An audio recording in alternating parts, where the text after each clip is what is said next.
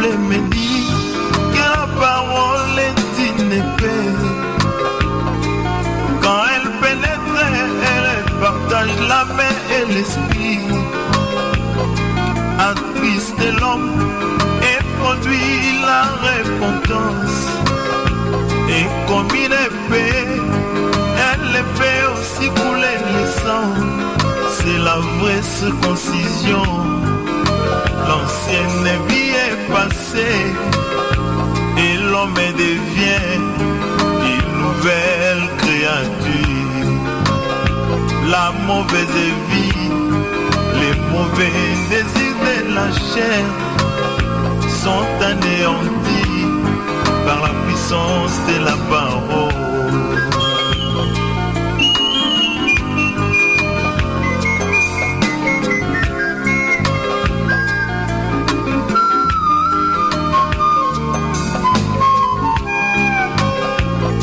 J'ai vu Pierre après la vision du Saint-Esprit. Il s'est levé pour prêcher la parole de Dieu. Oh, en entendant Pierre, beaucoup d'hommes sont blessés. Et ma Bible me dit qu'il y a 3000 convertis. Mais pourquoi pas dans notre temps? D'un côté la parole est allégée, ils l'ont rendu faible pour plaire à leurs fidèles. Bien que de l'autre côté, la parole est bien prêchée, mais l'incrédulité envahit les hommes.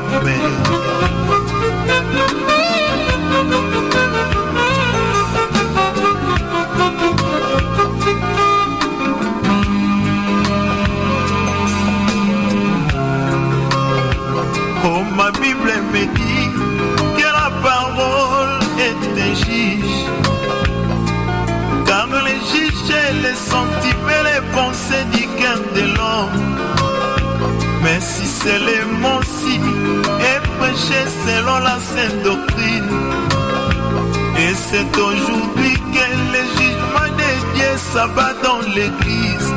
Mais beaucoup de personnes fouillent ces jugements pour s'attacher aux paroles des matériels. Or ces jugements est celui de l'amour, car après cela je serai glorifié.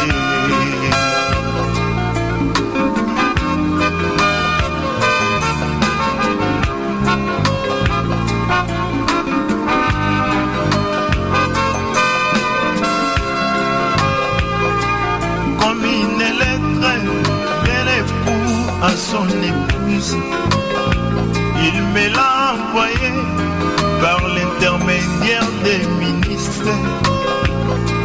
Cher ministre, toi qui es envoyé. Fidèles auditeurs de Mémo Radio, nous vous savons nombreux branchés sur la fréquence 100.0 de la Mémo Radio jusqu'à Nzassi.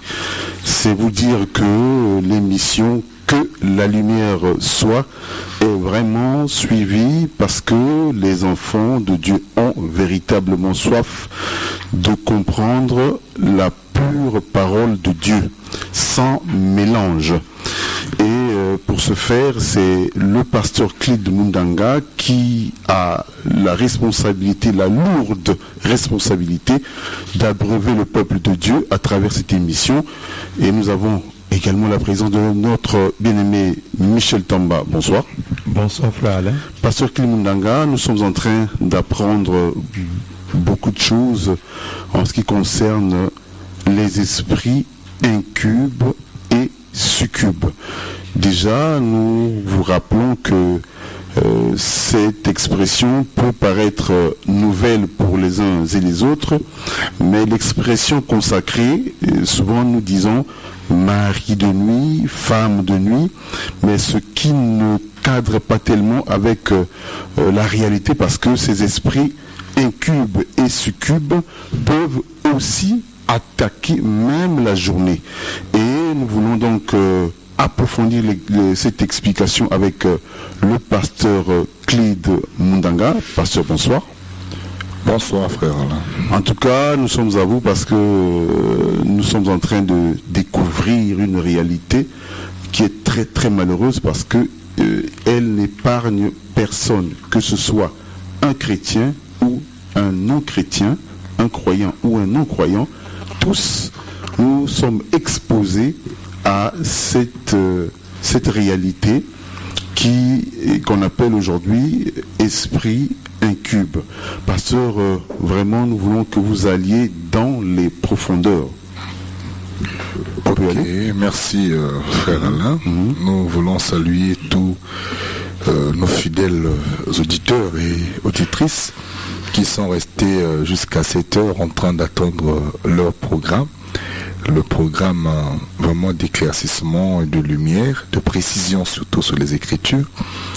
Et nous voulons faire la lecture d'un texte, le livre d'Actes des Apôtres, chapitre 10, au verset 38. Le frère Michel nous aidera avec la lecture.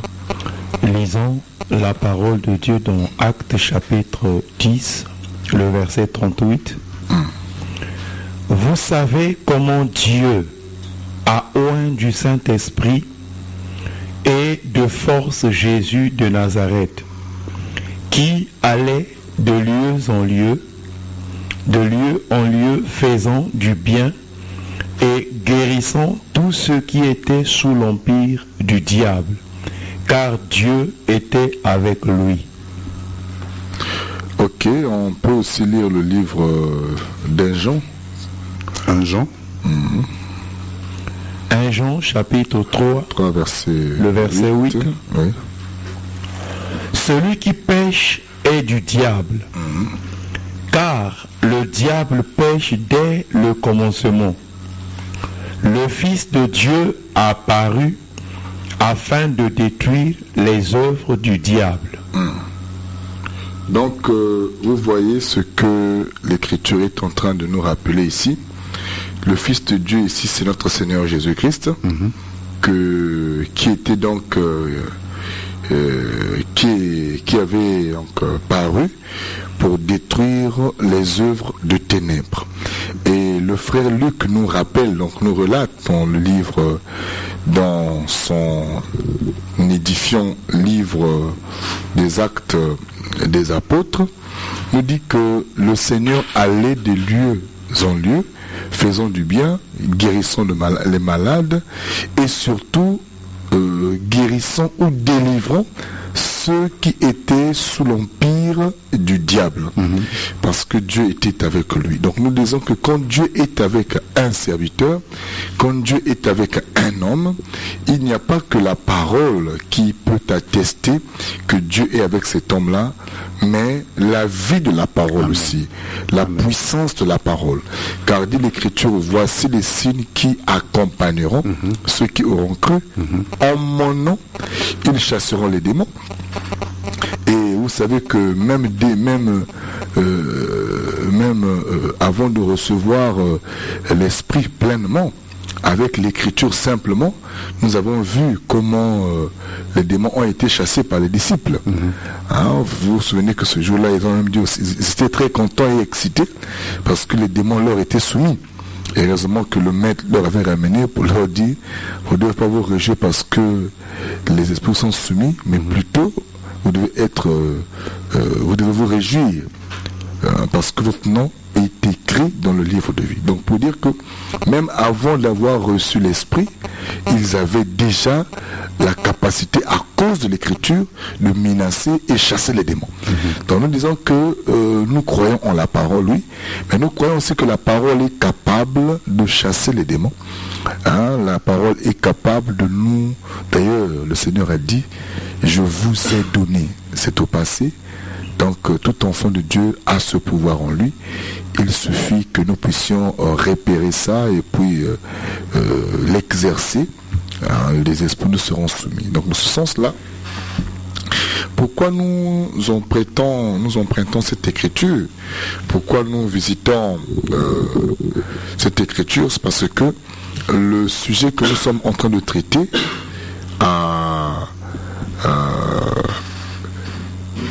est une manifestation de l'empire de ténèbres. Une personne qui dort la nuit de façon fréquente ou non, et qui se réveille d'abord dans le sommeil, la nuit ou le jour, dans le sommeil, il ou elle se voit en train de faire des rapports intimes avec une personne qu'il ou elle connaîtrait ou non, et qu'au réveil, la personne constate que il y a les dégâts d'un homme qui a été avec une femme ou d'une femme qui a été avec un homme. Il ou elle constate que le lieu sur lequel il était allongé devient mouillé. Il y a un constat, si c'est un homme, il constate que il jouit. Il constate qu'il jouit après son sommeil. Et si c'est une femme, elle constate que son corps n'est pas normal. Elles se sont mouillées, ou encore elle constate que son corps donne l'apparence d'une femme qui a été avec un homme.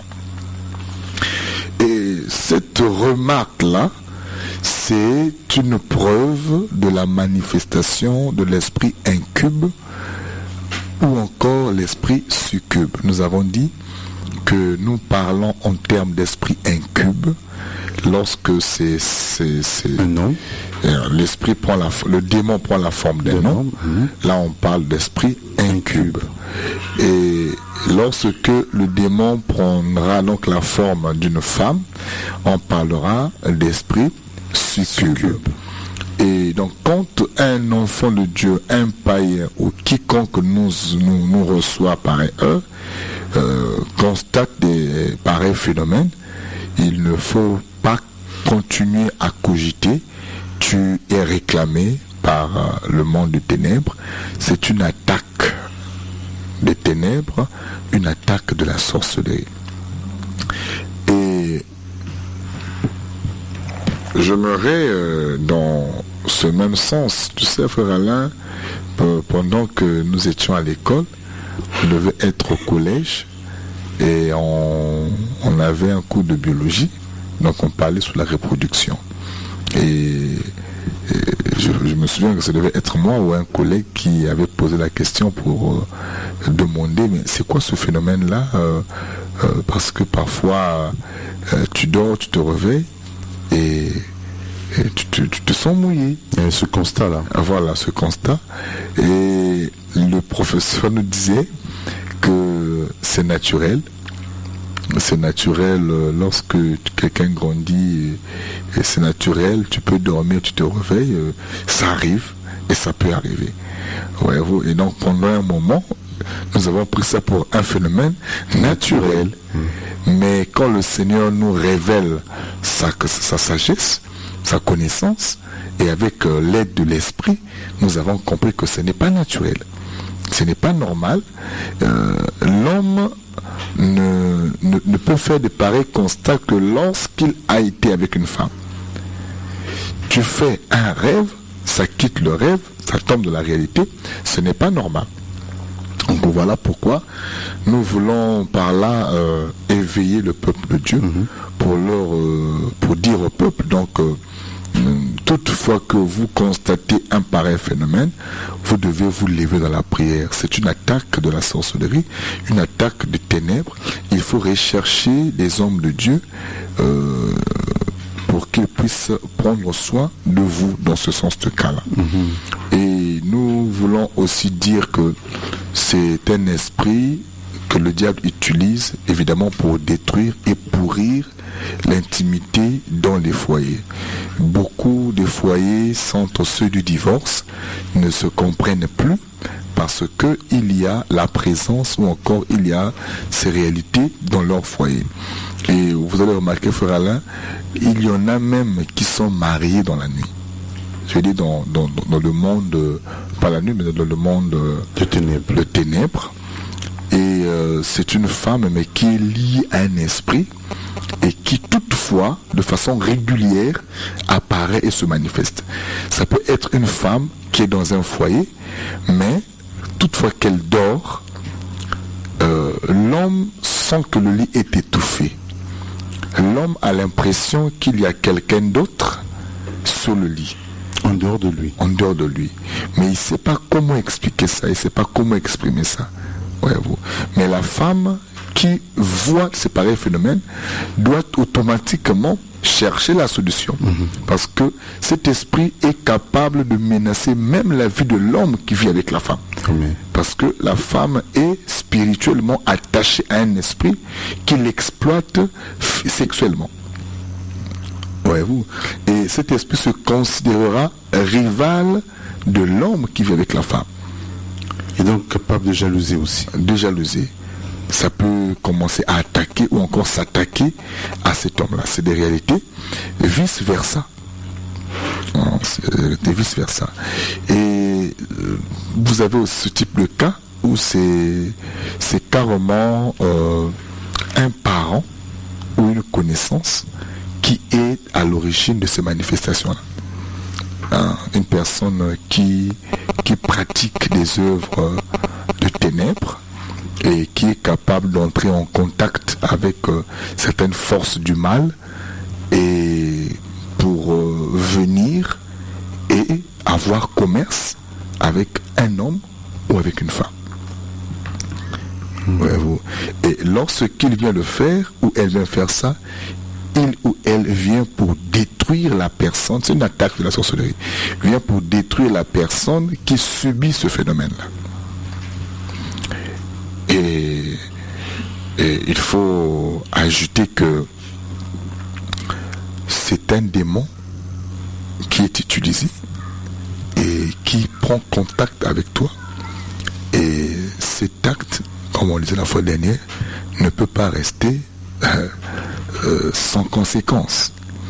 Et ce phénomène-là est à l'origine de plusieurs maladies, surtout pour les femmes au niveau du bas-ventre. Il y a des maux de bas-ventre chroniques, dont l'origine relève de ces esprits incubes. Vous avez certains phénomènes du genre... Vous avez certains phénomènes du genre des kystes parfois qui sont dont ces esprits-là sont porteurs, des kystes dont la source est spirituelle, mais ça se manifeste dans le physique. Vous avez des cas comme ça, des douleurs incessantes. Il semble qu'il y a une question, pasteur. Des reins, je crois que c'est une fausse alerte. Vous avez des questions, des douleurs incessantes des reins. Vous avez beaucoup de manifestations comme ça. Ça peut attaquer les reins, ça peut attaquer plusieurs angles, et ça détruit donc la femme. Ça produit même des odeurs. Ça produit des odeurs nauséabondes et souvent inguérissables. J'ai rencontré un cas comme ça, où une sœur a été donc victime de cet esprit-là, et elle était consciente elle-même de son état. Seulement, elle ne pouvait pas réaliser que ce soit un esprit incube. Et en conversant, quand on a commencé à prier, et l'esprit s'est manifesté. C'était un esprit incube qui avait commerce et qui, par jalousie, et ne voulant pas que la femme soit appréciée par un autre homme, puisque la sœur était physiquement très présentable, voilà comment cet esprit détruit donc cette femme-là par des odeurs nauséabondes. Et toutefois qu'un homme approchait la femme, alors c'est comme si on pompait l'odeur. Et tout homme, même s'il était le plus gentil du monde, après une rencontre avec cette femme-là, il ne revenait plus. Il y a comme un rejet, quoi. Voilà. Indépendamment de lui, il ne supporte pas. Parce que la sœur disait qu'elle-même ne se supportait pas. Donc elle ne voyait pas comment un homme pouvait supporter ça, et ça la dérangeait. Hein? Et elle prenait régulièrement ses bains intimes, mais ça ne soulageait pas. Donc jusqu'à ce qu'on se soit rencontrés, on a prié, Dieu a fait grâce, et la femme a été délivrée. Pasteur, il y a une préoccupation d'un auditeur, quelqu'un qui se plaît à suivre des films pornographiques. Quelles conséquences cela peut arriver pour celui-là? Est-ce qu'il ne peut pas contracter un esprit par rapport à ces pratiques? Bon, là, c'est le traitement. C'est donc le point sur les portes d'entrée de ce phénomène-là. Oui, évidemment, le fait de suivre ou de s'adonner à ces images ou films érotiques, cela peut effectivement conduire, parce que ça attaque le subconscient. Ça attaque le subconscient, et ces images restent dans la tête de la personne. Et ces images érotiques peuvent conduire aux actes de masturbation, ce qui est aussi une porte toujours dans ces phénomènes-là. Et vous savez que pendant un moment, nous n'avons vu la masturbation que chez l'homme. Et pourtant, ça attaque l'homme et la femme. Ça attaque l'homme et la femme. Et vous avez les femmes qui sont assises copieusement. Le bien avec la femme, c'est que tu ne remarques pas. Elle fait la souris, donc même si elle passe, tu ne sauras pas que c'est ça. Mais et pourtant, ça détruit même les femmes au foyer qui ne se plaisent que dans la masturbation. Vous avez des femmes au foyer comme ça, elle a un homme, mais pour elle, un homme ne peut pas la satisfaire. Elle doit se satisfaire seule. Donc, après avoir été avec un homme, elle s'arrange à se faire plaisir toute seule. Et vous avez beaucoup de phénomènes comme ça. Et ces actions-là favorisent l'atmosphère ou la manifestation de ces esprits-là. Quand tu es assis dans ces pratiques, ce n'est pas forcément un parent ou encore une connaissance, mais toi-même, tu t'exposes à ces esprits-là qui rôdent déjà autour de nous et qui donc par ces pratiques entreront facilement. Ça pourra ne pas être une personne que tu connais, mais la personne entrera parce que tu as déjà frayé un chemin. Ça peut être les mêmes images des films que tu as suivis qui reviennent. Pour toi, c'est le même film, mais ce n'est plus un film. L'esprit s'est servi du film pour pénétrer et opérer dans ta vie. Et toute fois que tu vois ce phénomène, c'est une attaque de la sorcellerie ou encore du monde de ténèbres. Et quiconque vit ces phénomènes a besoin de la délivrance, a besoin de rencontrer les hommes de Dieu pour l'aider à sortir sous cette emprise-là. Voilà, cette emprise. Et il faut prendre conscience, ne prends pas ça pour un acte simple ou normal, c'est pas bien. Le diable se cache derrière ce phénomène-là. Vous avez aussi, dans le cadre des portes, ou encore de comportements favorisant cette réalité-là. Vous avez l'inceste, par exemple. Vous avez des frères qui vont avec leurs propres sœurs ou avec leurs cousines. Au Congo, nous avons malheureusement des traditions comme ça. J'aurais appris par exemple qu'à la Lékomo, vous avez des pareilles pratiques qui sont normales et traditionnelles. Et pourtant, elles sont des pratiques favorisant cette atmosphère diabolique. Voyez-vous, vous avez dans la partie nord de notre pays des ethnies là où si l'homme est marié à une femme, il a le droit légal d'aller avec les sœurs de la femme. C'est traditionnel et c'est normal. Mais dans l'autre volet, ça favorise l'ennemi à opérer dans la famille. Que l'acte soit traditionnel ou non, Le fait que ça brise l'écriture, ça donne une porte à l'ennemi d'entrer et d'opérer. Voilà pourquoi nous, enfants de Dieu, devrons veiller même sur nos traditions. Ce que nous appelons coutumes et traditions doivent être éclairées à la lumière des Écritures. Amen.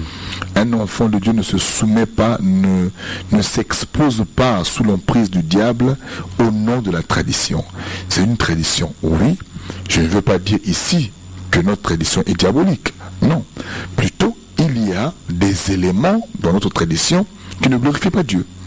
Et un enfant de Dieu doit savoir faire la part des choses. Notre tradition nous enseigne le respect, ce qui est bien. La parole l'a plu aussi. Mais quand il faudrait que tu ailles prendre ta propre sœur, alors non. Là, en tant qu'enfant de Dieu, il faut être capable de dire non à des pareilles pratiques. Il y a un appel, pasteur. Allô? Allô? Bonsoir les hommes de Dieu, bonsoir pasteur Philippe Alain Frère Michel. Bonsoir. Jean, bonsoir. Oui, bonsoir pasteur. Bon, j'ai deux questions par rapport au sujet. La première question est la suivante. Lorsque une femme à la période, moi j'appelle ça la période de fécondité parce que le monde appelle ça mauvaise période, et moi j'appelle ça dans la période de fécondité. Si par exemple le scribe là vient déposer la semence, est-ce que la femme peut tomber enceinte? Ça c'est la première question. Deuxième question, la plupart ou la majorité des frères que j'ai rencontrés qui se masturbent, ils disent que c'est vraiment difficile pour s'en débarrasser avec cette Pratique-là. Cette pratique-là. Pourquoi? Parce que ils disent vraiment que c'est difficile, vraiment pour abandonner. D'accord. Merci, merci frère Jean. Pasteur, vous avez suivi les deux questions. Est-ce que une femme qui est sous cette emprise diabolique, lorsque elle est en acte intime avec un esprit incube et qu'elle se trouverait en période de fécondité, peut-elle tomber enceinte, pasteur? Physiquement, non. Sinon, il y aura beaucoup de maris. Il y aura beaucoup de sœurs mariées sur la terre. Physiquement, non. Mais spirituellement, oui. Oui. Elle peut commencer à constater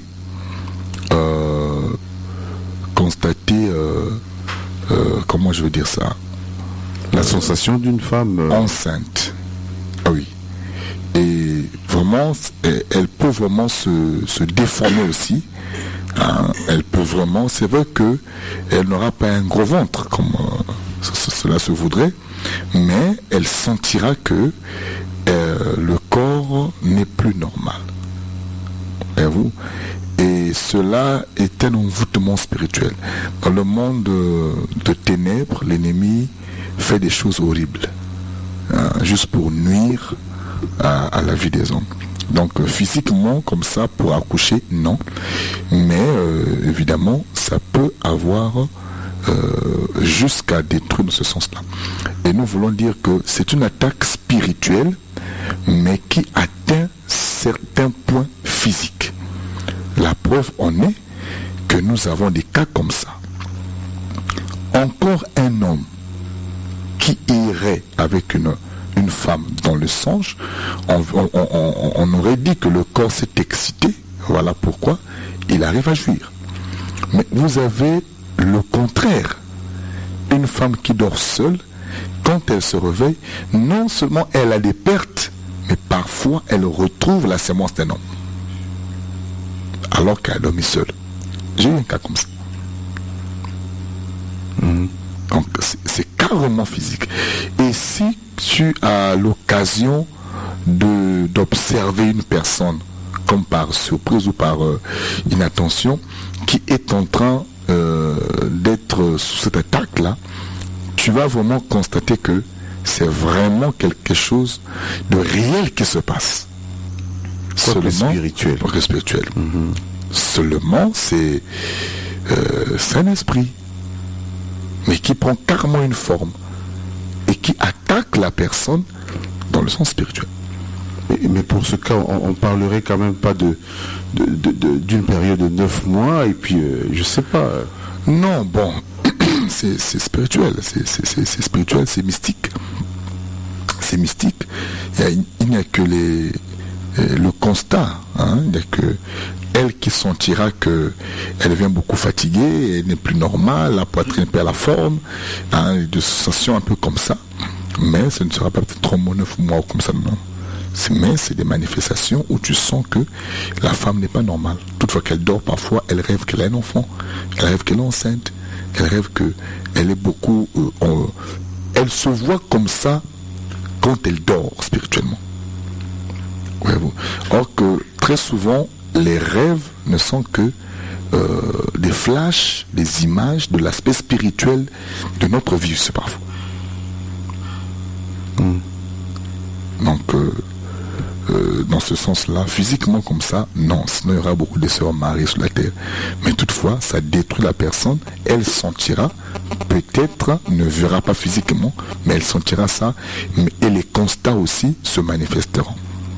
Maintenant, ce qui est tout à fait physique, sont des maladies que cet esprit-là vient déposer.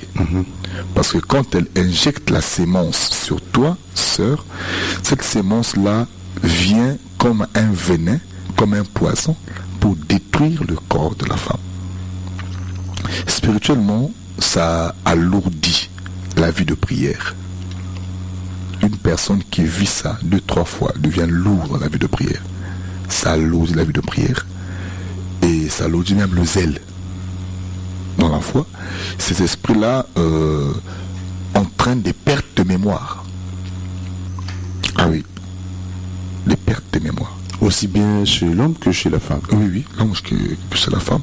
Cet esprit-là peut créer un blocage sur le plan de la prospérité de la personne. Ça peut détruire la prospérité. J'ai eu un cas comme ça où un frère était incapable d'avancer sur le plan professionnel parce que il y a un esprit incube qui était à l'origine de cette... C'était une de ses tantes qui était à l'origine de ça. Et la tante venait et avait commerce avec lui toutefois. Et toutefois qu'il y avait une promesse, il voyait sa tante aller avec lui. Et après ce rêve-là, tout allait comme l'air s'évapore. Comme la fumée dans l'air. La deuxième préoccupation du frère Jean, c'est en ce qui concerne ceux des frères et sœurs qui arrivent à se satisfaire seuls. Oui. Et il a rencontré un certain nombre de frères qui lui avouent qu'il est vraiment, vraiment difficile d'abandonner ce genre de pratique. Oui, c'est difficile parce que il faut attaquer ça à la source. Il faut être capable d'identifier comment ça a commencé et par où ça a commencé. Vous avez des personnes qui se sont adonnées, comme on disait, aux images pornographiques sur Facebook, sur YouTube et tout ça là. Et toutefois qu'il quitte ces images, il a l'impression, il est peut-être tout excité et il ne sait peut-être pas à l'instant comment s'y prendre. Et voilà, il se donne le plaisir seul. Et petit à petit, ça prend donc l'ampleur. Mais si déjà il pouvait faire un effort d'arrêter avec ces images impures et érotiques, je veux dire, si déjà il pouvait éviter des discussions obscènes ou encore des incitations à ces pratiques, déjà ce sera un point de gagner. Un grand pas. Et dans la suite, associer la prière, ça va s'arrêter. Ça va s'arrêter. Il y a une question ici.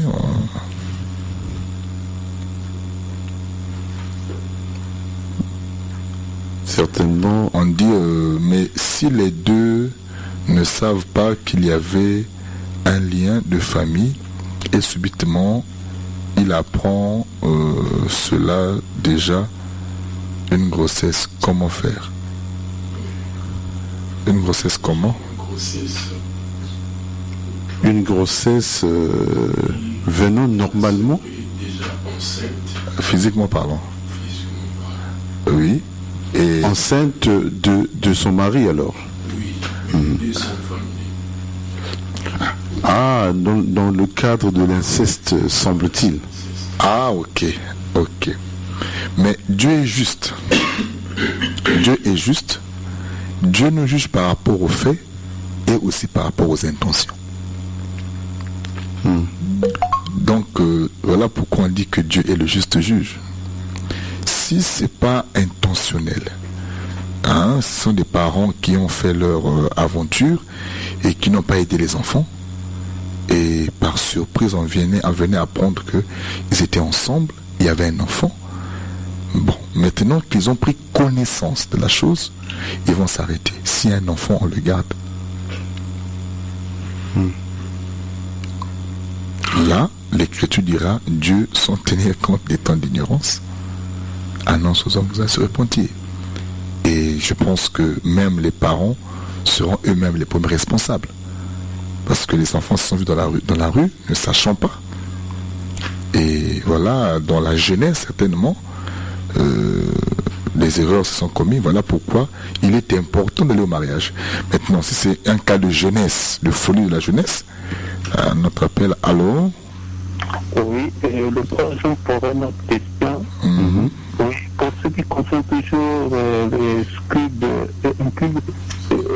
sur les femmes, bon, j'ai fait un constat par rapport aux femmes qui avaient ces maris de Mila, que la majorité ce sont des femmes qui sont belles ou très belles. Pourquoi? Parce que pourquoi toujours sur les femmes ou les filles qui sont belles ou très belles?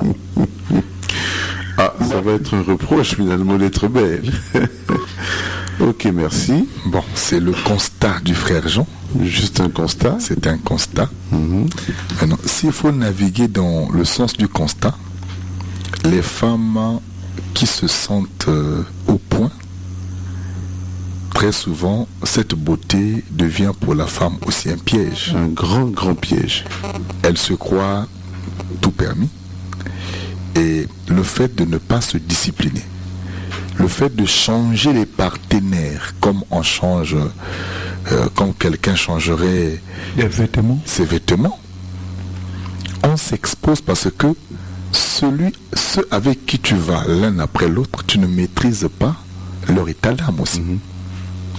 Si tu partais avec un sorcier, le sorcier a la capacité de revenir le soir et t'exploiter. Oui. Parce que le lien a déjà été établi entre lui et toi. Voyez-vous? Celle qui se croit trop belle. Vous avez des sœurs qui pensent qu'elle est trop belle pour qu'un seul homme la gère. C'est un piège. Voyez-vous? J'ai rencontré une sœur comme ça qui me dit que Bakamoske Simbe. Ta fille, je l'ai Simbe. Avec des expressions tordues comme voilà. Elle est Simbe. Elle a pris à ta fille, tu vois, même pas l'ando, c'est Rebana Passo. Qui tourne nous c'est le Bakaka Moskak. Perte.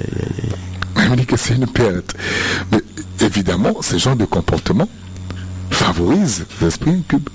Parce que tu ne maîtrises plus celui avec qui tu pars. Et tu ne peux pas être leur état d'âme à tous. Et même si tous ne sont pas sorciers, mais le fait de marcher comme ça, tu t'exposes alors. Parce que tu deviens impudique. C'est comme ceux qui font la prostitution s'exposent naturellement à ce genre de phénomène. Mais toutefois, le contre-pied du constat du frère Jean, c'est que même les femmes qui, entre guillemets, ne sont pas belles. Disons ça comme ça. On ne peut pas dire moins belles que celles dont on parle. Voilà, là encore c'est mieux. Oui. Elles sont aussi exposées à ça. Parce que le phénomène, il est spirituel. Personne n'est à l'abri en tout cas. Voilà. Mais mal s'habiller aussi. Nous avons eu un cas comme ça. Parlons-en. Oui, on a eu un cas comme ça à Mvumvu. C'est pas moi qui priais pour le cas. J'étais même pas encore dans la foi, je marchais. Et il y a une fille pour qui l'on priait. Et l'esprit d'un vieux à Mvumvu a commencé à parler dans cette fille-là pour dire que c'est ma femme. Et pendant qu'on priait, Et l'Esprit a parlé, c'était vraiment un papa qui parlait. Et ceux qui étaient là ont reconnu la voix de cet homme-là, dans la fille. Et le vieux dit que cette fille-là s'habille très mal. Et un jour, pendant qu'elle s'est habillée comme ça, elle a dérangé ce vieux-là. Et le vieux, Pour la correctionner, voilà, le vieux s'était attaché à elle. Seulement le vieux avait trouvé que c'était une bonne affaire. Alors il est resté là-bas attaché. Donc quand la Bible nous exhorte par exemple à nous habiller décemment pour les femmes, l'Écriture a raison. Hein, Dieu n'est pas obligé de donner tous les détails, mais quand la Bible parle, c'est pour nous préserver.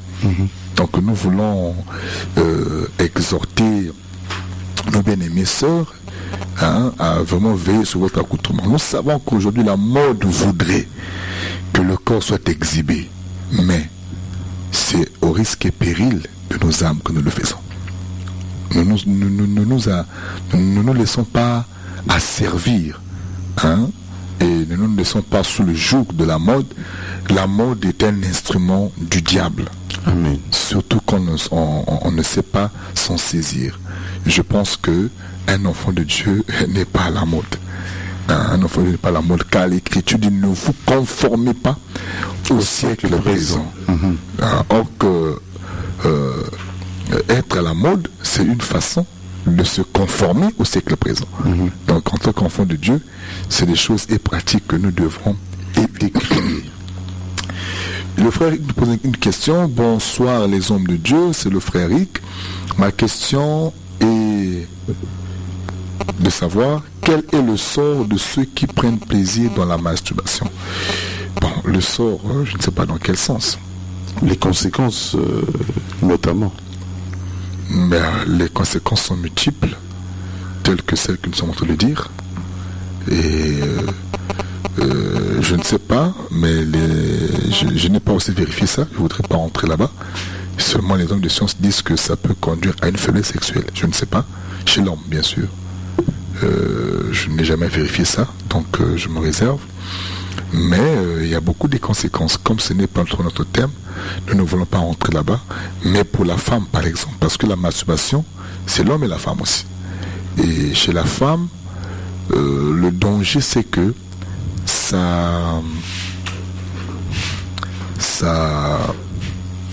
comment je vais dire ça, ça crée vraiment une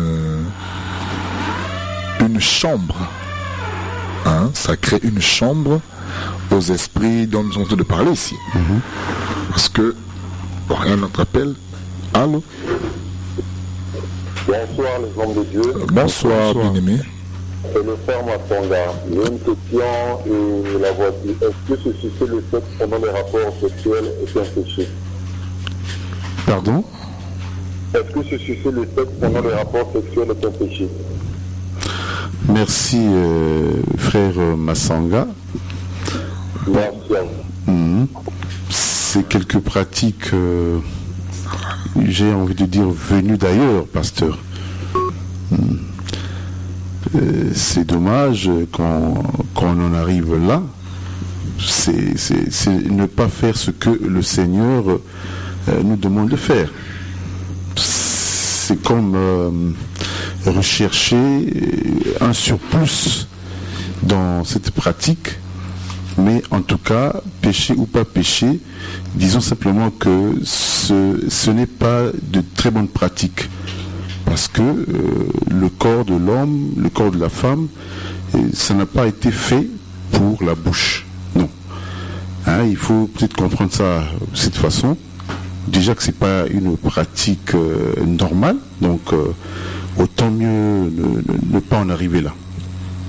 Parce qu'il y a une question, il me semble. Une question.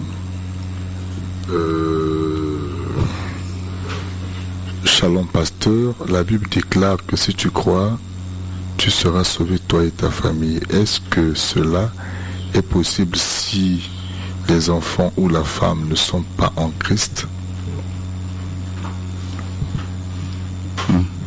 Est-ce que le frère Alain comprend la question?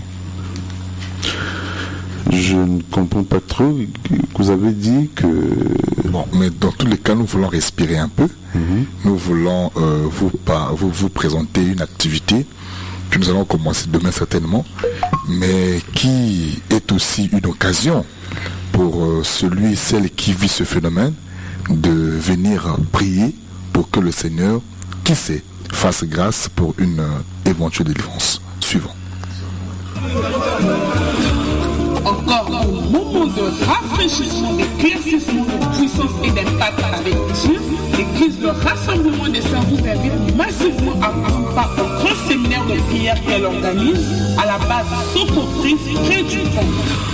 Mardi 25 au dimanche 30 septembre 2018, de 17h à 20h et le dimanche de 9h à 12h sous le thème un peu de sommeil et l'ennemi te surprendra comme orateur, le pasteur Clive Mundanga. Pour tout contact, appelez au 04 020 26 98 et bien nous prierons pour tous les cas que le Seigneur nous guide.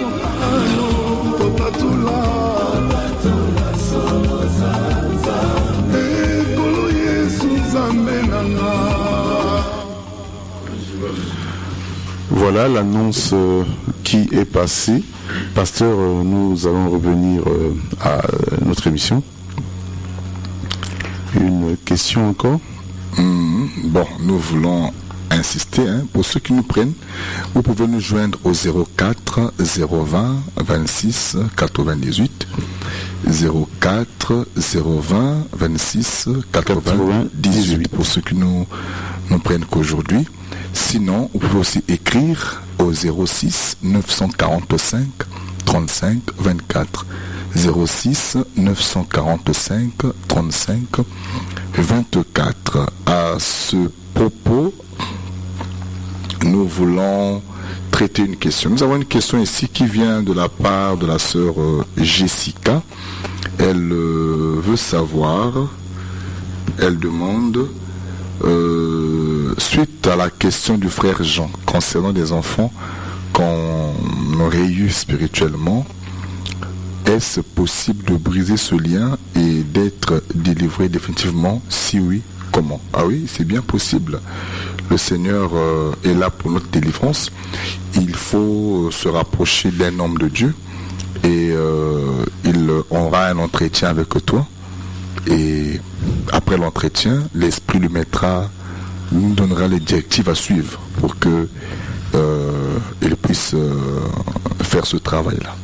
Donc se confier à un homme de Dieu, et ils sont là pour ça. Donnez-leur du travail. Et certainement avec un entretien, il saura par rapport à ton cas, parce que tous les cas ne se gèrent pas de la même façon, il verra et il pourra te mettre sous un programme et il priera pour toi pour que ce lien soit brisé. Mais si tu es en Christ, tu as tout le droit à la délivrance, tu as tout le droit de ne plus être sous cette emprise-là. Seulement, par ignorance, le diable peut continuer à nous malmener. Mais une fois que tu es éclairé, tu te rapproches auprès d'un homme de Dieu ou d'un aîné dans la foi, il peut t'aider. Pas toujours un homme de Dieu, même un aîné dans la foi, qui s'y connaît, qui pratique la foi, il peut t'aider à t'en sortir.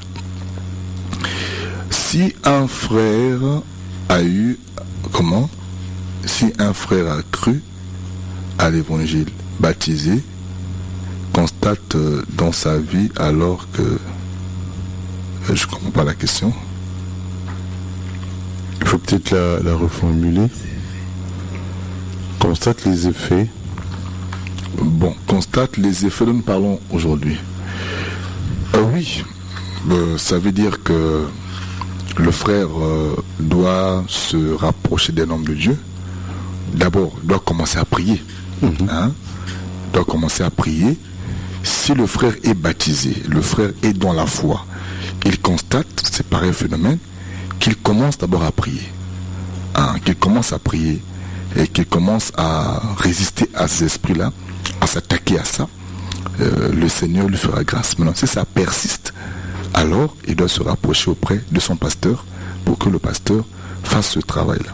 Mais qu'il essaie d'abord seul, c'est possible parce que tout enfant de Dieu né de nouveau a une autorité qu'il peut aussi exercer et les esprits sont soumis. L'Écriture n'a pas dit que les esprits seront soumis au pasteur. Non, à quiconque croit. Il croit, il peut prier et ses forces se soumettront. Maintenant, si ces forces-là persistent, il doit donc y avoir un lien qui n'a jamais été, ou une affaire qui n'a jamais été témoignée, un lien qui n'a jamais été brisé, donc, ou une confession qui n'a jamais été faite, d'où l'ennemi s'est infiltré là-bas.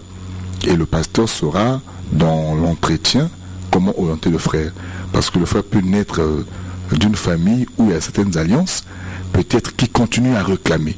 Et le pasteur saura préserver le frère pour ne pas que ces réclamations continuent à avoir des effets. Donc si le frère qui est baptisé continue à vivre ça, c'est forcément des réclamations qui sont possibles bien sûr. Parce qu'il y a des frères qui ne croient pas aux réclamations, et pourtant la Bible est claire. Quand Israël est sorti, ils ont été réclamés par Pharaon. Pasteur, il y a parfois des recommandations qu'on fait à certains frères qui doivent passer à la délivrance. C'est l'importance du jeûne lorsqu'on procède à une délivrance. Pourquoi le jeûne? Et qui doit jeûner? Celui qui passe à la délivrance ou bien le serviteur de Dieu? Bon, le jeûne n'est pas obligatoire, ça dépend d'un cas à un autre. Ce que je dis, le traitement dépend d'un cas à un autre. Tous les traitements du palu ne sont pas identiques. Et pourtant, ça reste le palu. Donc, ça dépend du degré de l'infection. On juge, est-ce qu'il faut des perfusions, est-ce qu'il faut des injections simplement, est-ce que des comprimés pourront marcher, ou est-ce que simplement